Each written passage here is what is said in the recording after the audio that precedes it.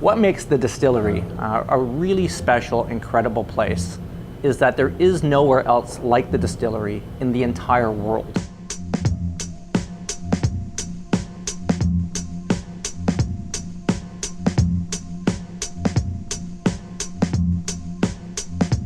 The distillery has no franchises, no national brands down here. So when you come down to the distillery, you get really, really unique experiences. When you come to our sake brewery and taste our sake, there's nowhere else like it in the world. If you come to our microbrewery and taste our fresh beer, there's nothing else like that in the city. If you come to the chocolate micro factory, again, a really, really unique experience, and the product that they create is the best. You'll see things like cafes that you would see in small towns with the proprietors serving you coffee. On the other end of the spectrum, we'll have the best theatre company and the best theatre on site in Canada. If you want to consume Toronto culture, this is an amazing place to do it. And if you want to participate in Toronto's culture from a resident's point of view, what better place to do it than the distillery?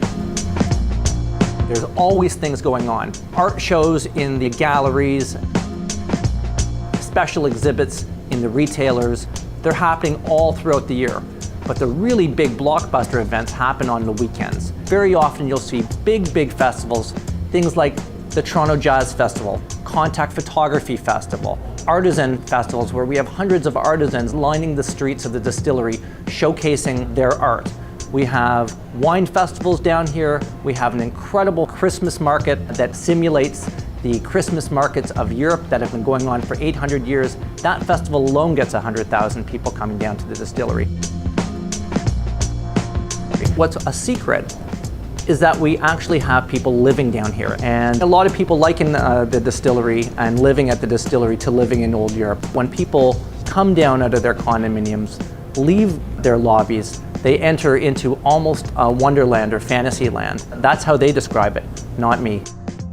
So the distillery itself is actually the largest collection of Victorian Industrial architecture remaining in North America. The site was founded in 1832, over 170 years ago. A gentleman by the name of James Wirtz came over here and he founded a windmill on what at that time was Lake Ontario. Unfortunately, very quickly he found out that there wasn't a lot of wind coming off the lake, but at the same time he did find out, because of all the grain he had, that the distilling business was quite successful. Over the first approximately 50 years, this windmill site became the largest distillery in the entire world and operated as a distillery until 1990, after which point the distillery became one of the largest film sets outside of Hollywood. If you looked at our front gates, that was the dock scene from Cinderella Man.